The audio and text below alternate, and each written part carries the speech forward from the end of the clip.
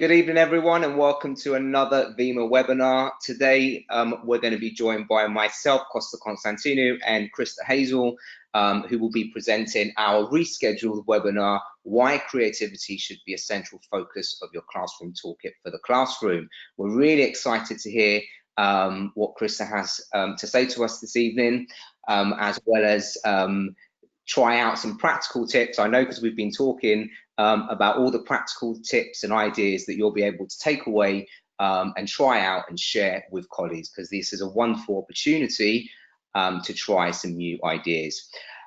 Before I hand you over to Krista, I just want to inform you, because this is sadly our last webinar of the term, but we will be back in September. Some new things that we have lined up for next year, and when I say next year, I'm always talking academic year, so September.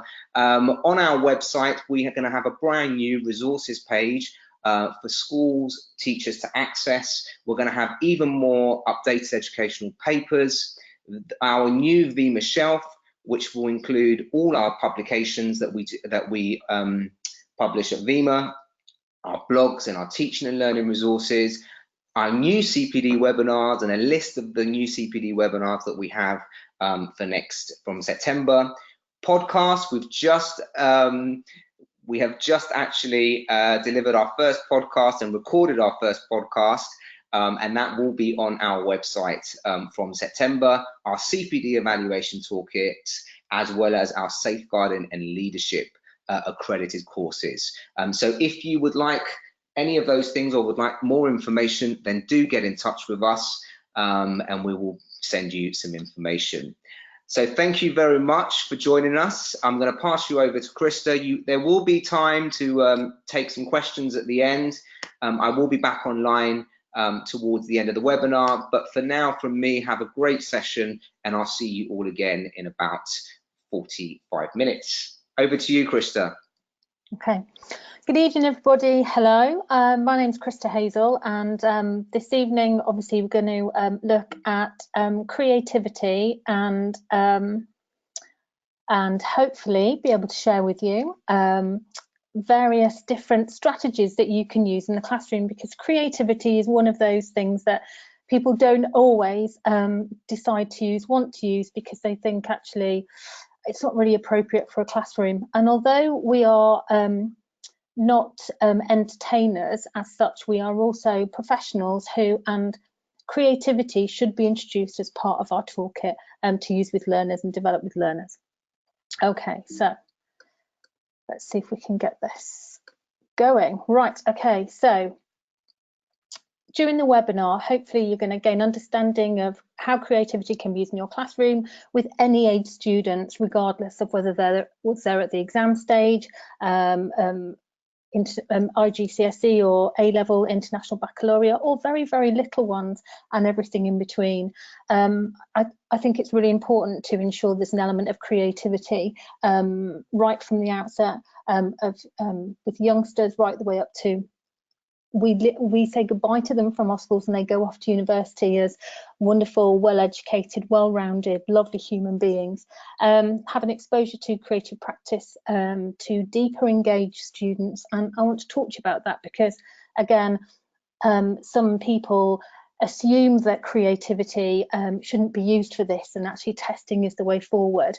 But if you want some real deep engagement, there are definitely ways, which I'll be sharing with you later, that you can use in the classroom.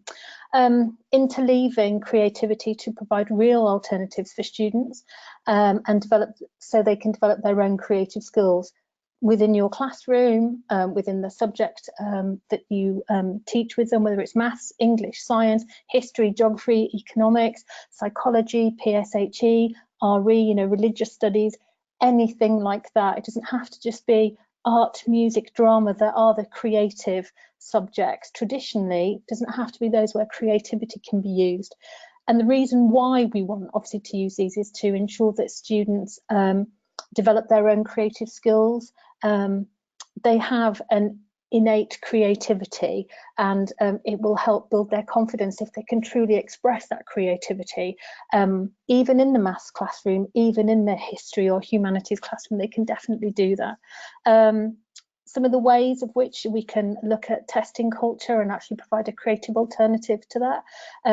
For probably the last 10, 15 years of my career in school, I've been looking at alternatives because the sheer pressure upon young people to perform well in testing situations can create such anxiety and such upset within the family, within the home, that actually creativity can be used to get students to show you what they know, and you are testing them, but actually we're moving away from that very strict exam testing culture. And obviously there'll be some takeaways for you to take away and use tomorrow in your classroom. Don't save them all till the new academic year. Do try some out this week if you can. So we'll move on. So the first thing I'd like you to think about is, what is it like to be a student in your classroom? And I ask this question because for me as a professional who's been in the classroom over 20 years, I plan my lessons. I work very hard to plan and organise those lessons. But it wasn't until about maybe 5, 6, 7 years ago I started to think from the student's perspective about what it would be like to be in a student in my classroom. So just take a moment, maybe 5-10 seconds, to think about what it would be like to be a student in your classroom. And if you want to tweet me an answer, I'm at Krista Hazel on Twitter. For those of you that want to do that later, that would be brilliant to see your responses. Now, the reason why I've asked this question is because as teachers, we work extremely hard to plan, prepare resources and lessons to engage our students, we hope.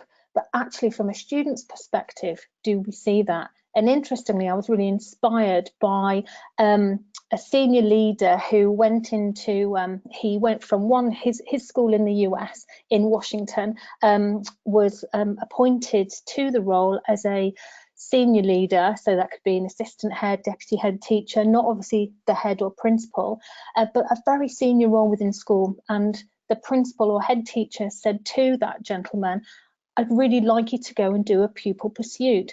To that's what we call it in the UK, where they basically shadow a student for a day.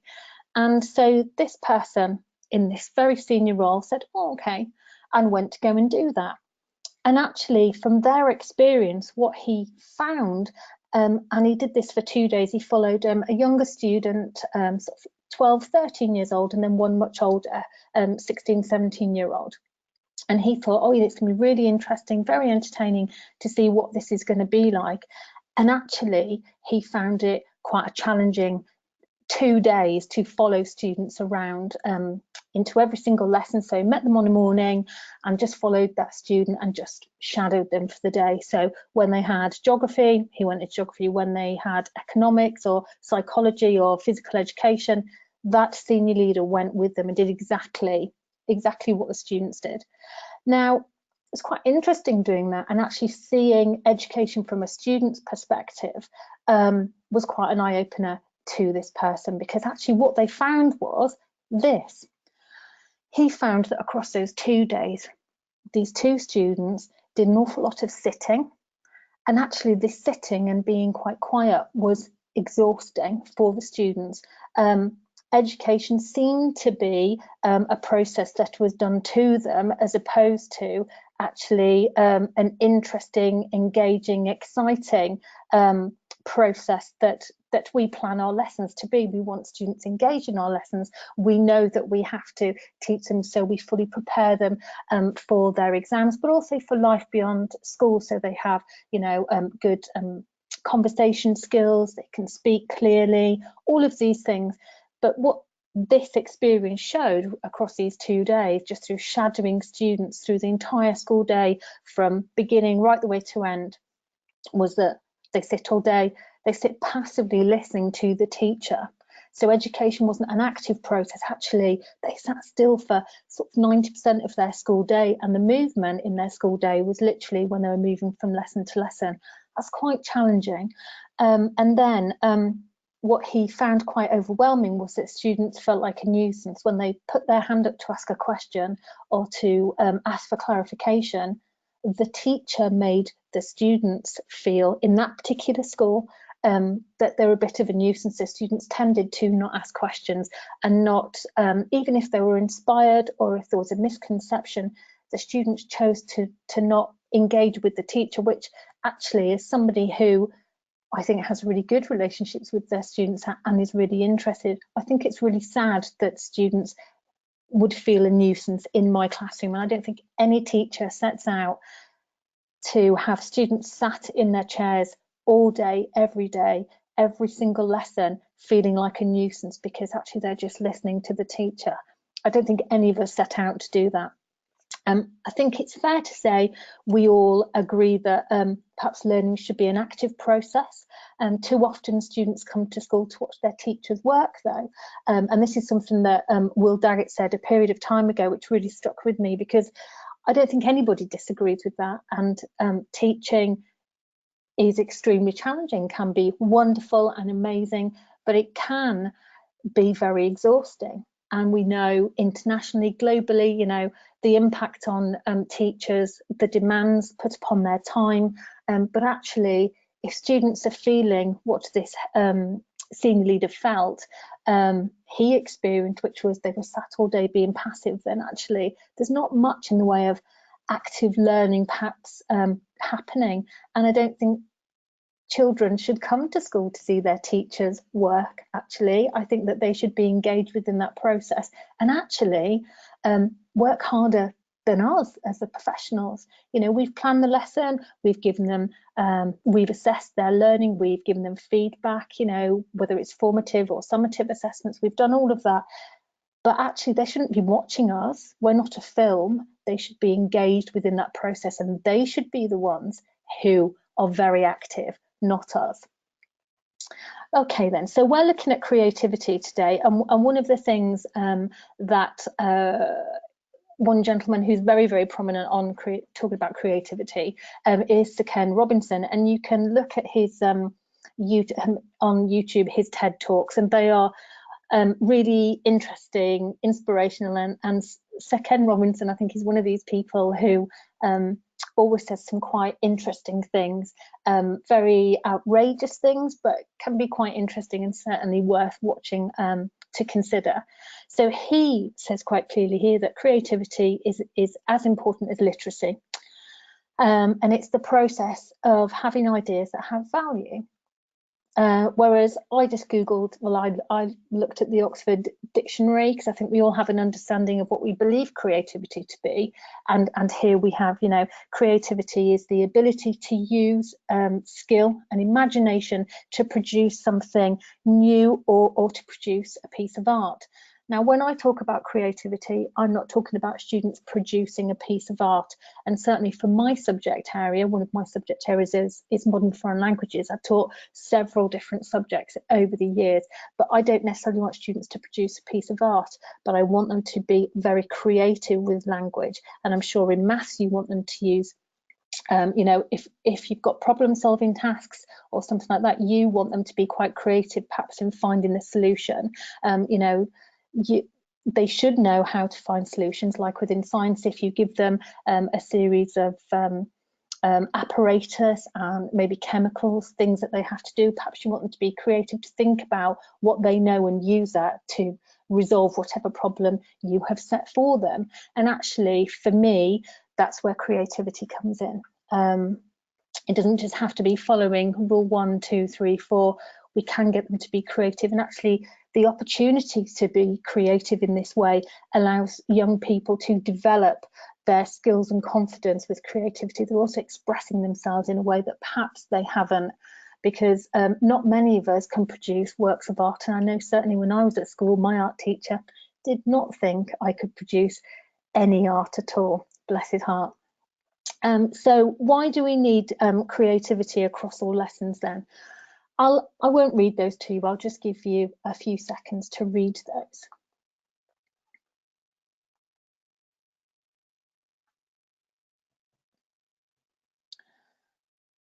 So, to put a stop to testing culture, allow students to express themselves. I think we've covered quite a lot of these.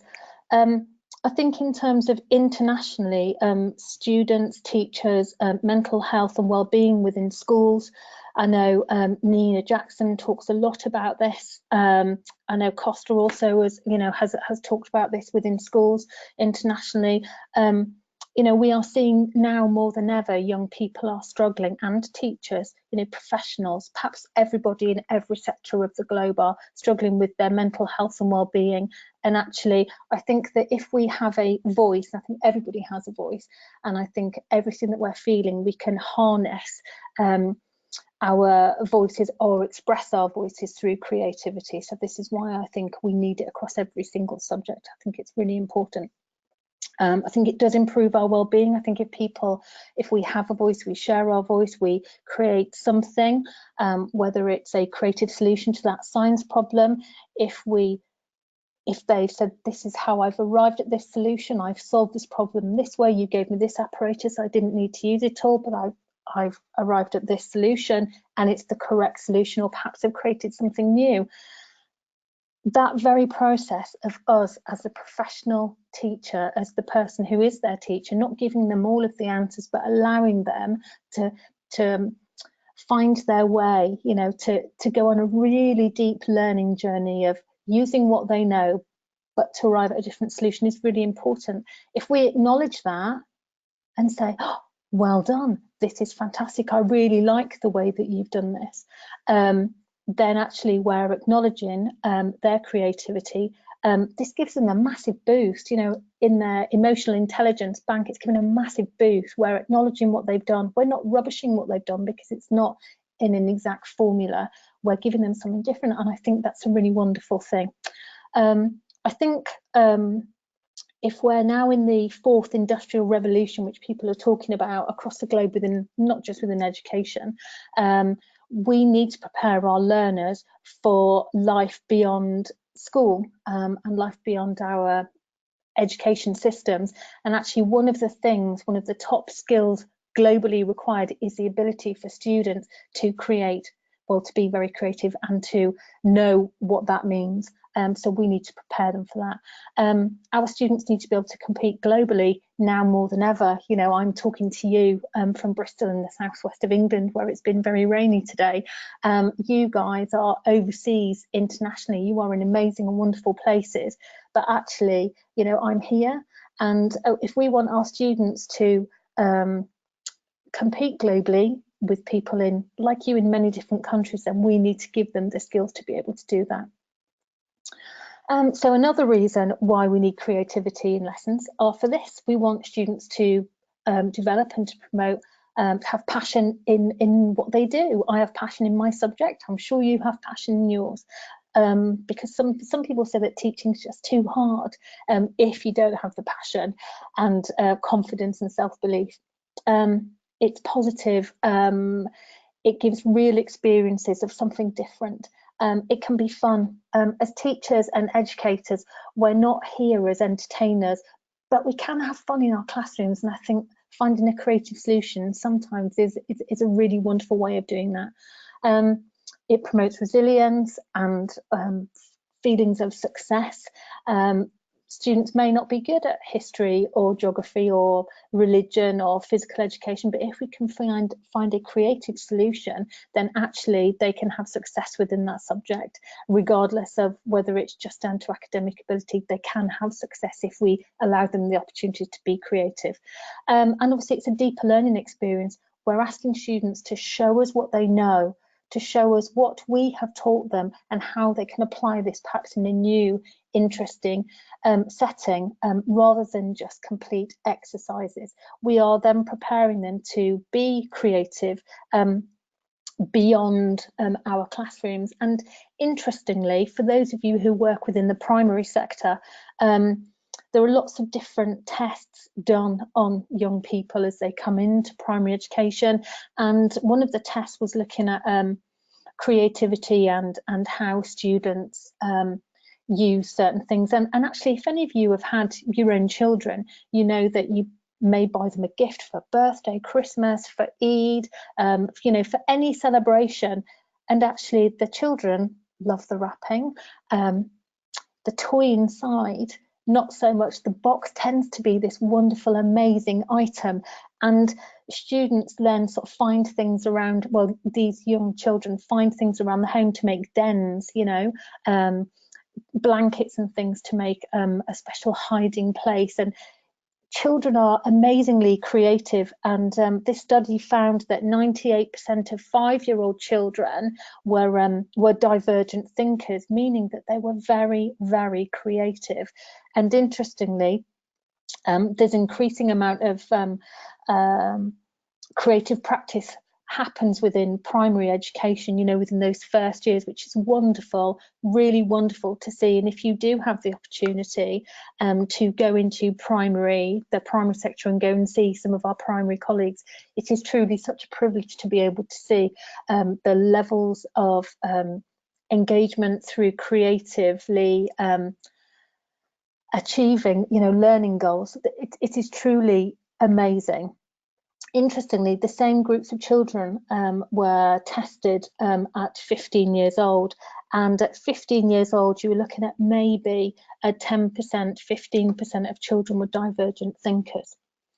So divergent thinkers, you know, if I were to give you a box right now, a blank box, what would you use it for? Would you just look at that box? What could it be used for? And younger children would think of all of the amazing things it could be. Older children just saw it as a box and couldn't necessarily see the potential, which is a bit of a shame. Now, you could ask, why was this so? And you could say, perhaps because of education, perhaps we've kind of knocked the creative out of these children, or perhaps we've just forgotten it. That's the way I like to see it. And actually, it can be a bit like riding a bike. Lots of children know how to ride a bike when they're younger, but as adults, when was the last time we went on a bike? For some of us, quite a few years, and maybe that's because we were a bit scared, we're a bit wobbly, we don't necessarily want to get on, we don't want to fall off because we know that it's going to hurt.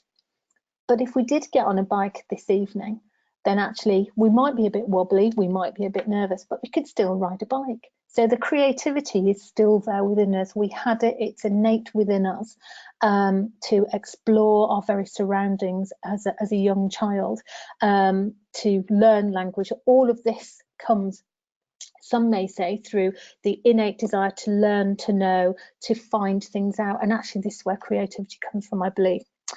So what does creativity look like then? Well, creativity can look like many different things, and I've just pulled together a small list here. There are various different books and things that you can read, but I do think that creativity is multisensory. It breaks the mold. It's something a bit different. It's customized. It helps students be curious. It's memorable, exciting, messy maybe, and some people think it's play, and that's why some people think that creativity perhaps doesn't have a place in the classroom. Well, I would wholeheartedly disagree with them. And as a modern foreign languages teacher, some, you know, I've considered a very academic subject. Some people think, well, actually, I'm not sure that you know, play has a place in the classroom. It definitely does in mine, and I urge you, you know, to try and find an opportunity where students can play with something that you give them. When I say play, it could be finding a solution, a creative solution to a problem, one of the world's great problems, because students do think about things in a very interesting and different way, perhaps to what we do. So if we're talking about creativity and we want to harness this in the classroom, then actually one of the things, I mean, if we're talking about creativity being something that young people can touch and see and smell and do, you know, you can think about sock puppets and things like that. We also need to think about what we're teaching our students, and actually one of the things that I think is quite important is interleaving this creativity into what we're doing now. Interleaving is something where, you know, you can see from the slide there, you know, if we teach 6 topics within the academic year, of whatever your subject may be, 6 topics therein, they could be the main themes over a term, something like that. And you can teach them one after the other. and they just flow. And by the end of the topic 6, then in actual fact, you've got students that have knowledge, lots of knowledge across those 6 topics. Well, interleaving, you may have heard of it, you may not have heard of it, is rather than just teaching the whole block of topic 1, then topic 2, is to actually bring the different topics in at different times. And this interleaving, okay, allows people to, the learners in your classroom, to develop their knowledge. Well, this can also be used within creative subjects as well. So if you, or finding something creative to do within your classroom. So what I would say is, if you just pick 1 or 2 creative things to do within each of the topic areas, and we're going to go on to talk about those, what those could look like in a moment, then in actual fact, when you interleave your knowledge-based activities, then actually why not interleave creative activities as well? And this is another opportunity to get students to really show you what they know, to really embed that learning, to really get involved deep down in deep learning. Because actually, if they can be creative, they can show a bit of their very real self, and they're recalling the knowledge, and developing their skills in a very creative way, and actually just in a way that perhaps we wouldn't have thought of, traditionally. So when we look at interleaving creative things, I'm going to show you some things that actually we can do, but absolutely don't just do it as a, right, okay, we've taught topic 1, we've taught this particular thing, now we're going to do something creative. I would bring it, interleave it, and just have it throughout various different lessons and various different topics, because I've seen the power and the quality of students' work when I ask them to be creative. I am one person with my own ideas and my own mind. You are as well. But with 30 or 36 students, from the largest classes I ever had 36 students within it, and they don't think the same way as me. I teach one subject. Well, I teach languages, French, German, Spanish. Those learners have 12, 13, 14 subjects that they go to across a week. So there's lots of creativity that they can show. Okay, so if we're going to move on to our creative ideas now, lots of people are talking about retrieval practice, and this is the very act of young people being able to recall knowledge, key knowledge that we need them to know.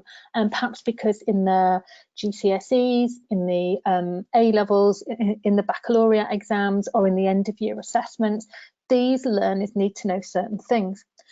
Now, across the next few slides, there are 4 subjects represented here, and these are retrieval practice grids. Well, this is one idea where we can be a bit creative. And you may think, actually, can you be creative in maths? Well, we've got maths here on the left, and we've got on the right, we've got modern foreign languages, German, but then this can be used for any language. And actually, we're retrieving key knowledge, but this is a bit of a challenge for students. This is promoting competition, and actually they can be quite creative in what they do. We're very, very key on the knowledge that we need these learners to know. So if you look here to the left, we can see that these are aspects that this particular maths teacher felt that their children needed to know. But just using this, actually, it's a really nice, creative way, rather than just doing a test or an assessment. We are retrieving the key knowledge, and actually, rather than getting students to just complete a test, and you may choose to do that, but actually by giving them this challenge grid, we can see here that perhaps the 3 questions in blue are things that are learned in the previous lesson. The things that are in yellow were last week, so it's perhaps a little bit knowledge that was learned some time ago, then 3 weeks ago and 4 weeks ago, and students are still retrieving key knowledge that they need to know. And it's just a really creative way of testing that. But it's moving away from that testing culture. It's making sure that those children have got it. And actually, once you've created this grid and this point system, shared it with your learners, you would be amazed at how excited they are when you say, you've got 5 minutes now, get out your retrieval practice challenge grid, and here you go. You can see here with the German one as well, you know, we've just got some very key things here that students have got to be able to do. But this teacher decided, this brilliant MFL teacher that created this, decided that actually you could do this working in a pair.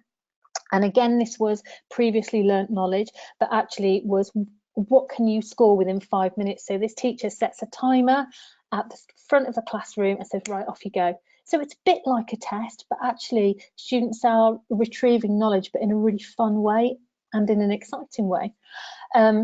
Some people say, well, is it any better than a test? Well, the students seem to think so, because the students see this as a really interesting challenge. So you may try this. I found these two, and one's in the next slide on test resources. You can look at these, but there are some brilliant grids out there created by teachers for their learners, which they've shared. But just you can quite happily take these and just develop them for your own curriculum area. So these are two more here. So we've got one here which was English, and then we've also got one also which is physical education. So again, it's they are retrieval practice grids here, just making sure that students know key knowledge. But I will skip on to other slides because we've got other things we need to do. All right, so I hope they're okay. If you've got any questions about retrieval practice grids, then just please let me know. So if we're talking about interleaving creative experiences throughout, one of the things that we can do, and certainly we've had to do within modern foreign languages, is making sure that our starters, our hooks are straight in. We can do recall, you know, we've looked at the retrieval practice grids, but we've also got vocab and theory. So I might say to my learners, you've got 60 seconds to come up with 10 items of vocabulary for, or it could be a particular theory to answer this. Gap fill and close activities are always brilliant because they give students something to do straight away. They can be quite creative, quite interesting, especially gap fill and close activities where you give them language at the bottom and they've got to put it in. It can always prove quite interesting when you time it, how students can use the elements that you place at the bottom, you know, whether it's key vocabulary or key aspects. Sensory surprise. Now, Nina Jackson, who I think is probably on this webinar somewhere, gave me this idea a number of years ago, and it is just wonderful. And Nina, thank you so much for sharing this with me. Having a creative solution can be quite tricky for some, but Nina made me think about this and think about the topic of your lesson, and think about the sort of, you know, can you collect some images or can you collect a sound?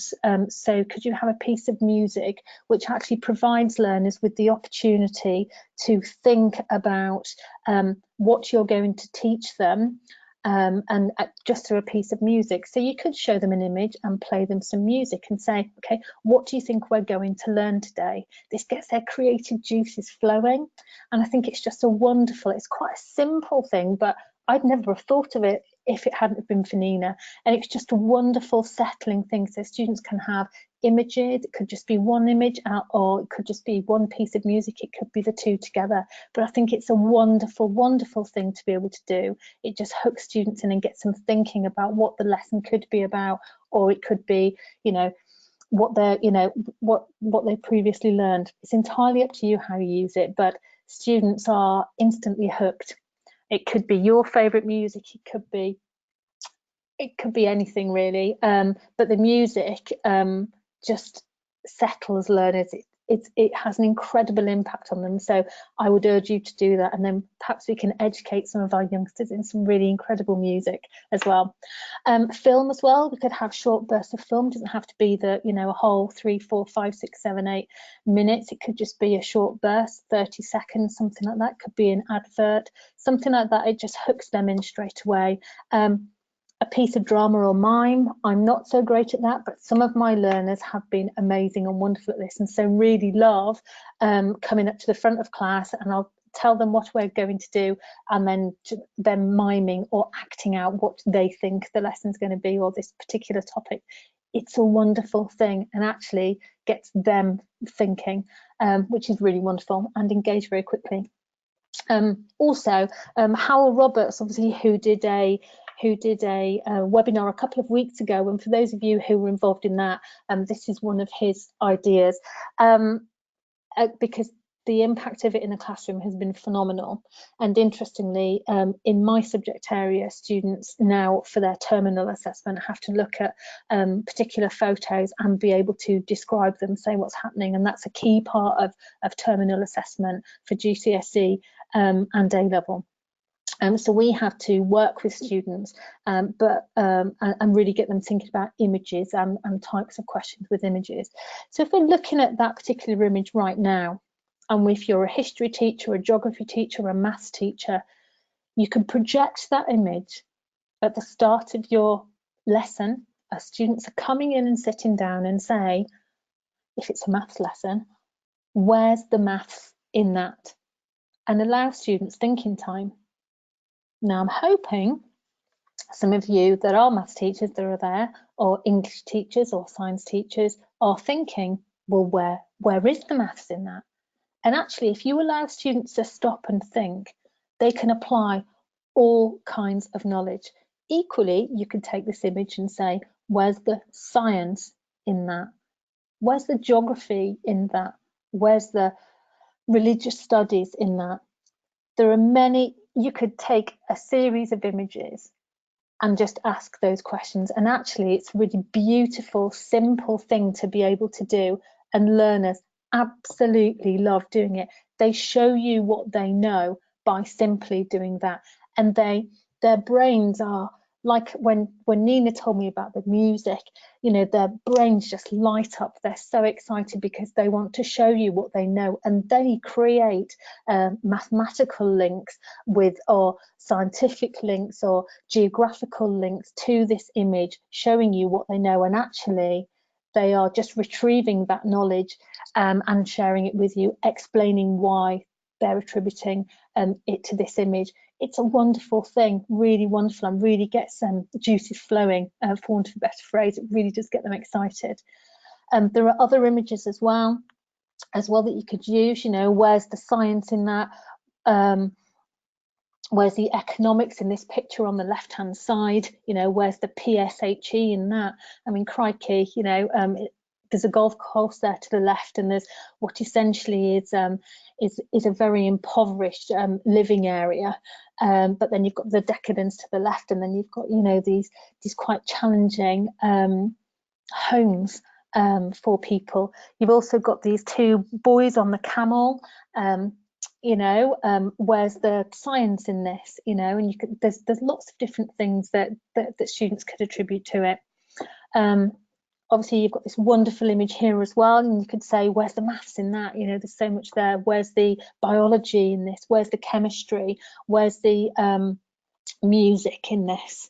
There are so many questions. It just inspires so much. So using images in the classroom to get students thinking when they come in is a wonderful thing. And if you can put music to that as well, that's entirely up to you. It might be sensory overload. I wouldn't necessarily go and put music and images together tomorrow, but you feel free to take this image and ask, you know, where's the modern foreign languages in that? And it will be amazing. But do allow students that precious thinking time, because they need to be able to formulate it. Obviously, you could say, you know, where's the music in this? It's quite clear. Some people might say, well, there's no music in it at all, but, you know, to get them thinking. And those are two of my favourite images, which I always use with students, and it's incredible what they say when I ask them, you know, where's the psychology in this image of the Eiffel Tower, you know, or where's the history in the picture of the gargoyles, of course, from Notre Dame, which quite recently, of course, had a bit of an issue with a rather large fire. So, moving on from images now to tongue twisters. Now, tongue twisters are a thing that I love, and actually students, some students have created these in my classroom, and like I say, we do this within modern foreign languages. And I was thinking, well, some of you may not want to see the modern foreign language versions, so here are some scientific and geographical based ones. And this is where students, I asked students to create a tongue twister, this amazing, wonderful sentence showing their knowledge. And these are the types of things they can come up with. So we've got ecosystems erode evidently over eons, encouraging alliteration. I mean, it's just beautiful. The language is beautiful and it's been created. If you are at home, you might just want to take a moment and just take one and read it, because it's such a beautiful thing to be able to do. You know, fossil fuels fare futilely against flames, freeing fieriness and furthermore fouling. It's just a wonderful sentence. Just take 10 seconds, pick one and have a go at saying it aloud.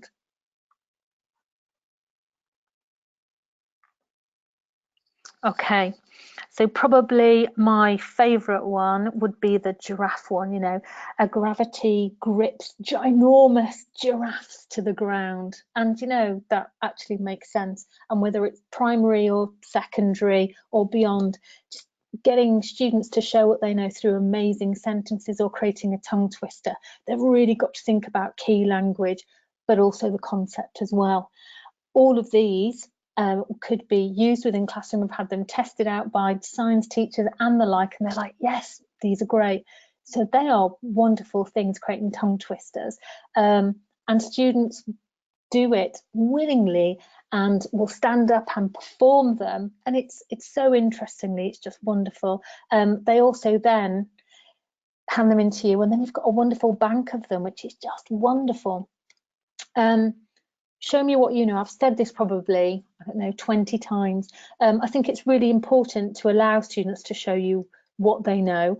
And it's my belief that actually when they do show you what they know, they don't necessarily have to write it all down, that they should be able to show you what they know by speaking. And actually for me, not just because it's modern foreign languages, it's really interesting to say to students in any curriculum area. So when I've covered different curriculum areas, and I have taught English and I have taught ICT, e-learning and health and social care, I've said to learners, okay, a 1-minute presentation on a topic of your choice, linking knowledge. Okay, and I want them to maybe talk about a person, a place, a thing, or an experience. That's what they tend to come up with. But I just say a 1-minute presentation on this particular thing. So it could be on grammar, it could be on Shakespeare, it could be on lots.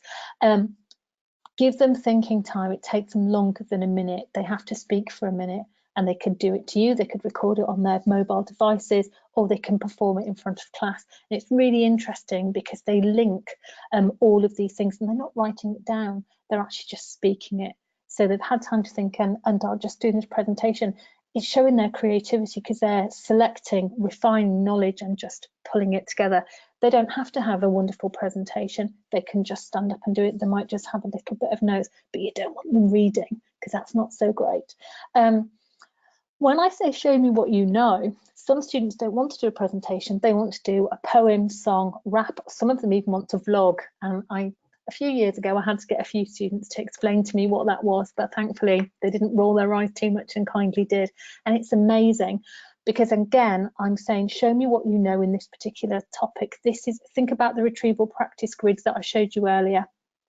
Here, guys, I really need you to think about this. This is what I want you to do.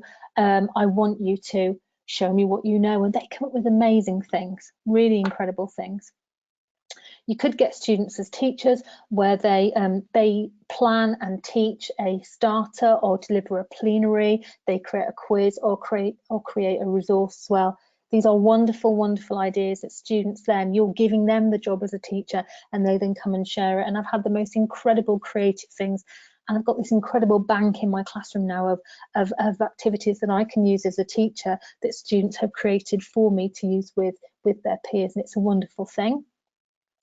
Lisa Jane Ashes, who's another VIMA associate, came up with this wonderful idea of an A to Z.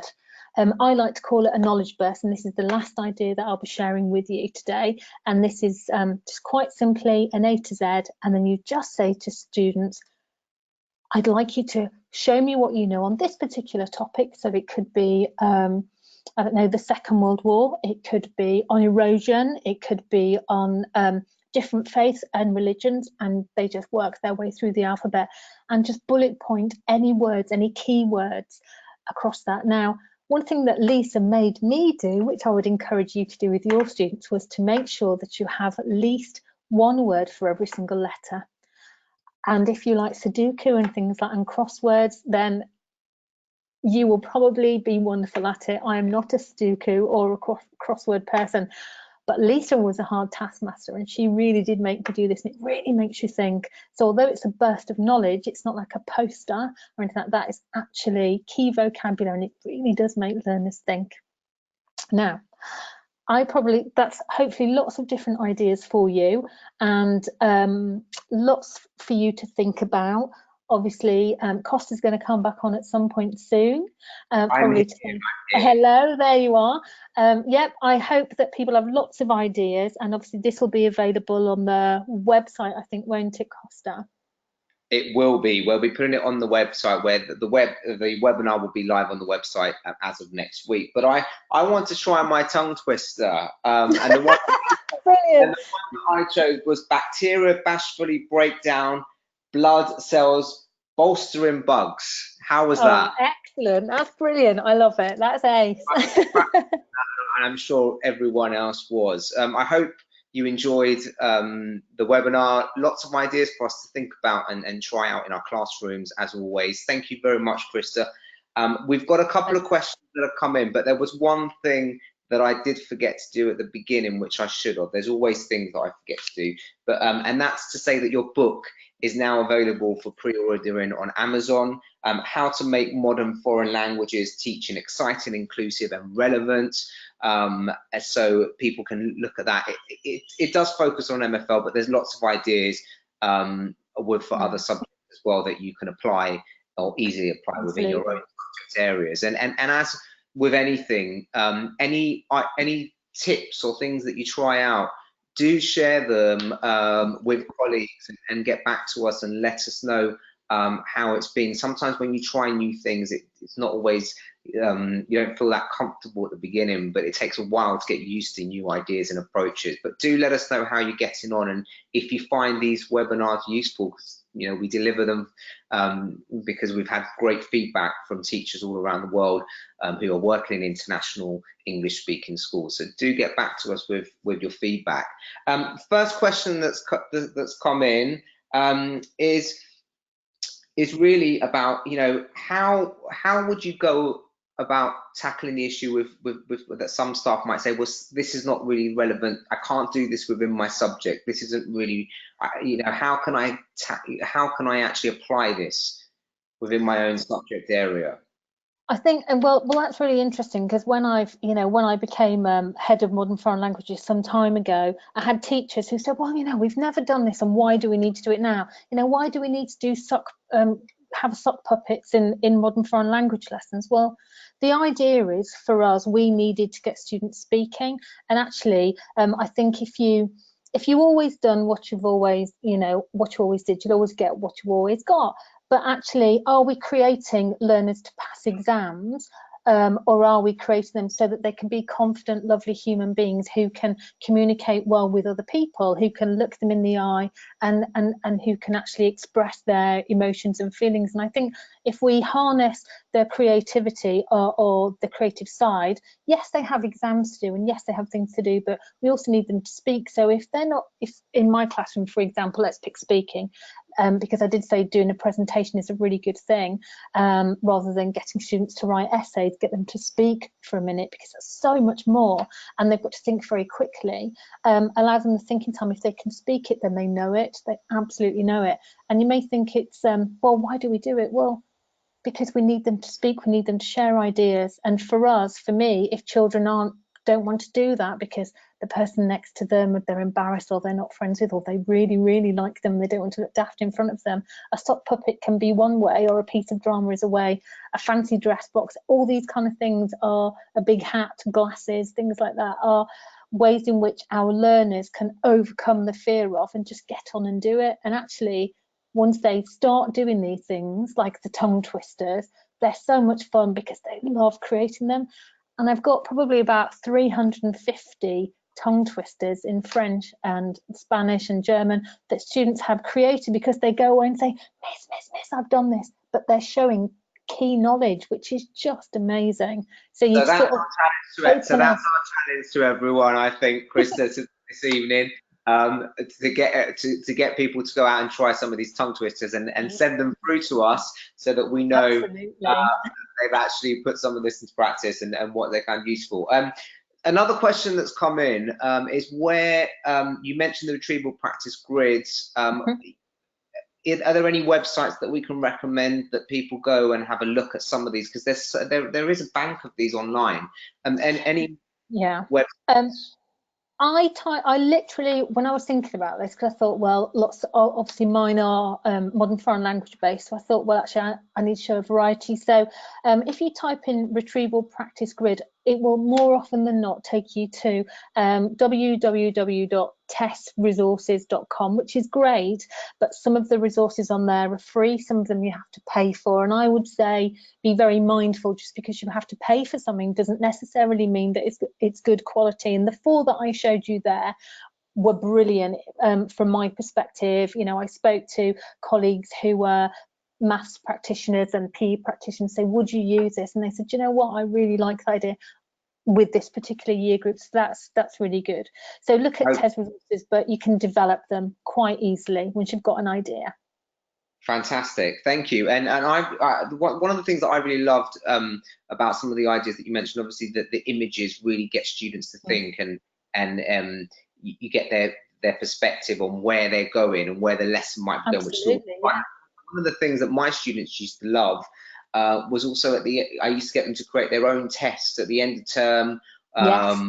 To create their own questions, and it used to, it used to actually allow me to see where are they thinking, what are the things that that they have in mind of what they're going to be tested upon, and what do we need to go back on. So coming up with their own questions for tests and creating their own tests is a really useful task to do, I think.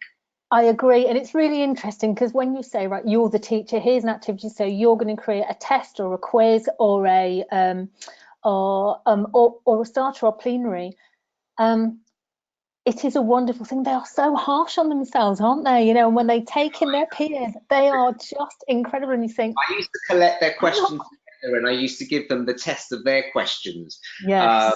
And sometimes you can support the students as well by giving them the key command words as well that they be aware of. So there are, the guidance by the expert, the teacher, is always useful there.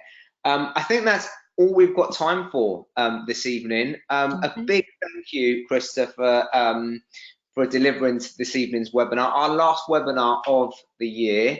I think the only thing the last thing I want to say is thank you everyone for tuning in for this evening's webinar, but all the webinars that we've delivered over the last academic year. We are going to be back with lots more exciting things as from September, and my paper, as well as our newsletter, our short newsletter, is going to be out next week. So do look out for that. Thank you once again, everyone, for your support. It's been absolutely amazing. We've been going for 3-4 years, well, 3.5 years now, and the support that we've received has been fantastic. So thank you once again. Take care, and we will see you soon online. Good night. Bye. Bye-bye.